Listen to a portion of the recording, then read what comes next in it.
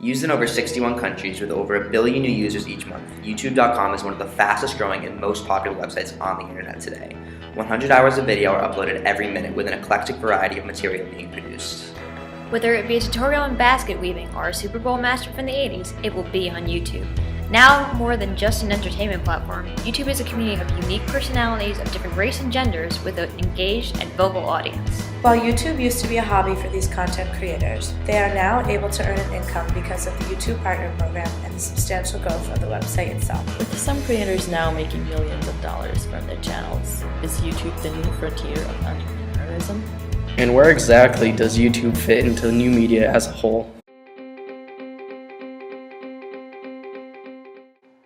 When a YouTube content creator meets a certain criteria for the number of subscribers and views accumulated in their videos, they are given the option to become a YouTube partner. In addition to joining the partner program, creators can take advantage of the variety of resources, features, and programs that YouTube provides to help you build your channels and your audience. Basically, to make money off of YouTube, you have to be a part of this partner program. YouTube gives its content partners, that is, those that participate in the program, 55% of the ad revenue that they bring in, while YouTube gets 45% of the profits. The types of ads that are used to sponsor their videos are a factor in how much money they earn. Pre-roll ads are ads that lead to the beginning of a video, bring in an average of $5 for every 1,000 views. Banner ads bring in an estimated 80 cents per 1,000 views. Now 1,000 views is a lot, so clearly to make money off of this partnership, the user's content must have to attract a huge number of viewers.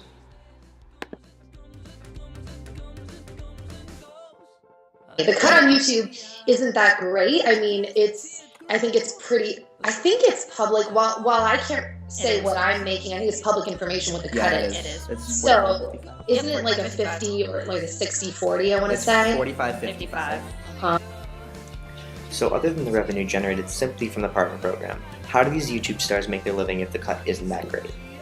Honestly, I try to make money off of every single avenue. If there's a way to monetize it, I want to do it. Because it's like, if I'm doing this anyways, why not try to figure out where to plug in a way to bring in revenue? Right. Basically, in order to be successful on YouTube in terms of making money to sustain a living, content creators will often make and sell merchandise using a specific brand that they've created, or even accept sponsorships from various organizations. For a while, I've had a sponsorship with Netflix, and that has been the only sponsor I've had on my advice channel, on my third channel. And I have been so open at the start of every video. I'm like, this video is brought to you by Netflix. They're a sponsor of my channel. I love Netflix. I was an early adopter of Netflix. I've had it for like 7 years. So I'm really open about like they're a sponsor. I tell everyone about it. I give them the link, but then I go in and I do my video. Like, it's not like I'm just like, yo, sign up for my stuff. Bye. As Nikki pointed out, content creators will often utilize time in their videos to promote their branded merchandise or inform their audience of a certain partnership or sponsorship that they've agreed to. Many content creators, like Nikki, feel that providing their audience with this information at the beginning or end of a video helps prove the genuine attitude behind the content rather than making it all about the money. Their goal here is to be as honest as possible, which allows them to maintain the viewers they've worked so hard to please. There are a lot of YouTubers out there who can make a living off of YouTube without any problems. But how do we really know if YouTube is a real job? Who is even to say that it is a job? Are we, as consumers, or the YouTubers themselves, responsible for that decision? And if it is a job, is it a secure one? The Oxford Dictionary Online defines a job as follows: a paid position of regular employment. However, this definition does not truly fit a YouTuber's job profile. YouTubers can be employed as soon as they fulfill certain criteria in the partner program.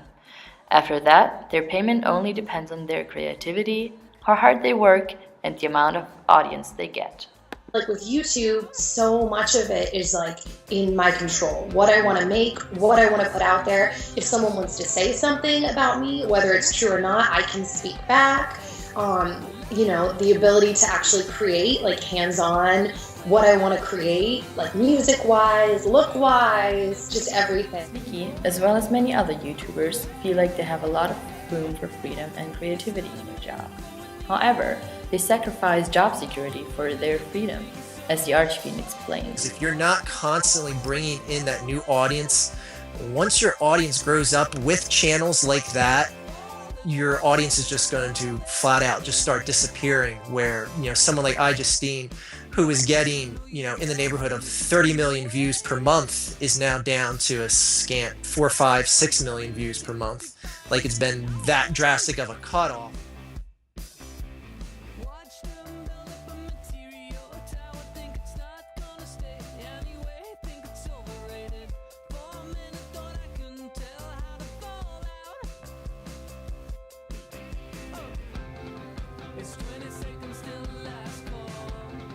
In this, the archery means that over time some viewers age out of certain channels, and therefore these channels will lose a large percentage of their subscriber base. This has been a trend for some channels on YouTube, such as What the Buck and iJustine, as he mentions. This is an indication that while YouTube is a job, it is certainly not a secure one.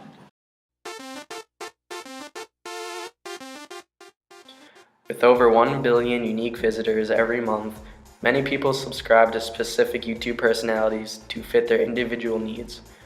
With content stretching from amateur musicians to professional eaters, what makes certain channels more successful than others? For starters, content creators should consider designing their own brand, a label that is easy to pronounce, easily identifiable, and is related to its subject matter. For instance, iJustine added a gaming channel to broaden her audience. She's all of a sudden magically having a gaming channel. All of a sudden she loves playing video games for her fans, and it was just like, I don't see that as, her being passionate about something. And because she has such a large audience, she becomes, one of the biggest gaming channels out there.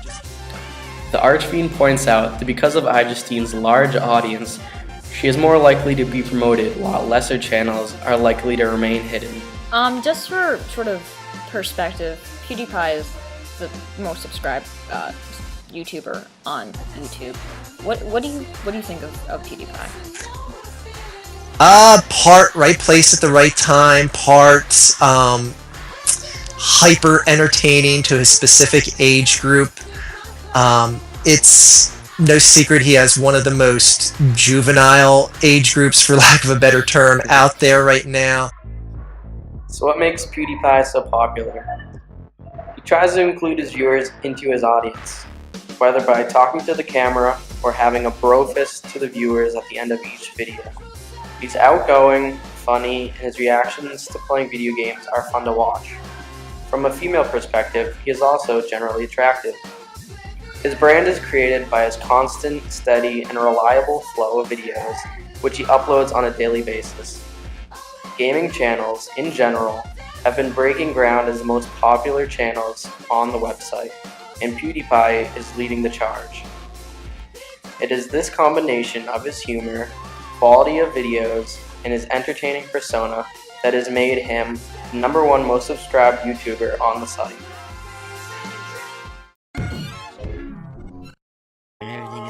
So how does race and gender play into YouTube? According to the YouTubers that we interviewed, the biggest problem that most people on the website face is trolling. Everybody deals with it, everyone. I stumbled upon like a hate forum, like just all this mean stuff. Trolling, as most agree, is the biggest problem that most YouTubers face. However, as Nikki points out, it's just a part of the occupation. The question is it harder for a woman or someone of color to be popular on YouTube?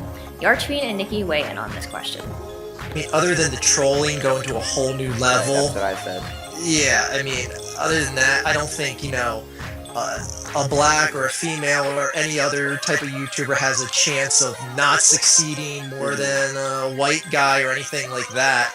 I mean, there's, one of the top channels is, independent female Jenna Marbles, Right. who's, Exactly. Basically dominated for years on end with, the guys on the top of YouTube. Being a female, I would say, I don't know if harder is the right word as much as we don't tend to pull as many numbers. Like, when you look at the top of like the YouTube people, a lot of them are guys, a lot of them are gamers. It's a very like male dominant site still. A lot of the top people are men last time I checked. But I don't know if it's so much like maybe where in life it's been like, oh, it's because you're a woman and there's maybe sexism. I think it's just the content that's on the site, like beauty, lifestyle. I feel like I kind of fall in the category in the sense that like we're definitely personalities and brands, so we don't make content that necessarily someone's going to be like, oh, hey, coworkers, gather around the computer, watch this girl put her eyeliner on. It's not short, it's not funny, it's not viral content. Like, oh, women can't, like, they're not being treated equally. It's just, I don't think there's as much content that can go as viral as the men are creating. They're creating a lot of viral content. So in general, while YouTube is still a very much male-dominated site, it is mostly because men tend to make more viral content than women, which therein becomes more popular. There are exceptions to this, of course, but according to Nikki and the Archfiend, this is the general trend. But enough about gender. What about race? For this, it seems that YouTube provides the Black community with a place to grow and nurture their creativity, creating, like we discussed in class, a Black webtopia. Web series on YouTube like The Couple, tutorials on how to style natural hair, and a variety of comedy shows have given the Black community a voice in entertainment. It would be fair to assert that the emergence and ever-booming popularity of YouTube changed the scope of new media as a whole. One of the greatest aspects of YouTube culture is that it is not entirely profit-centric, it is community-based. Of course, at the end of the day, the site is a business and makes billions from advertising revenue, but it still remains a free service since its founding in February of 2005. You don't have to pay to log on to YouTube and share your story with billions of YouTubers from every corner of the world, and that is what makes it such a powerhouse in the new media platform. YouTube builds communities for free. It connects people all over the globe based on similar interests and makes information accessible on a widely vast scale. I would go so far as to argue that YouTube creates popular culture in the truest sense. Much of what is hip and trendy in contemporary society found its popularity on YouTube. Justin Bieber, who is currently one of the world's most famous musicians, got his start on YouTube, for instance. It does not exist only to generate revenue, but to generate new artists, ideas, ways of life, etc. This provides YouTube with a unique stance in the fabric of new media. I believe it provides an example for other forms of new media to build off of. The community-driven trait of YouTube has certainly rubbed off on other social media platforms. For instance, take Twitter. Of course, I'm not an insider to the beginning intentions of the Twitter founders, but perhaps if YouTube had not created this formula for cyber community and internet idea exchange, the existence of Twitter communities wouldn't exist. To explain, Twitter communities are built when a specific hashtag gains momentum in the Twitter sphere, and thus relevant discussion between interested people can occur all over the world. For example, a powerful Twitter community with roots in the topics of gender and sexuality came into action today on our very own UMass campus. After Derek Gordon's inspiring coming out story aired on ESPN last week, news spread like wildfire across social media and news channels that the infamous Westboro Baptist Church was planning to pay our school a visit to protest his sexuality. The hashtags SupportDG and UMass United quickly became popular and served as a connecting platform for Derek Gordon supporters to organize and publicize a rally for LGBT rights. Had these hashtags in this Twitter community not been created, word wouldn't have spread as efficiently about the rally, and it would not have been as successful as it was today. When all is said and done, it is irrefutably recognizable that YouTube is a leader in the fabric of new media. The site demonstrates to other forms of new media what positive global changes can occur when communities come together and use YouTube to change the world. Uploaded every minute with an eclectic. The job, it is certainly not. I wish this imagery like. Oh, I didn't see this food thing until now. Sorry. Passion. I'm gonna do it as bad as I can.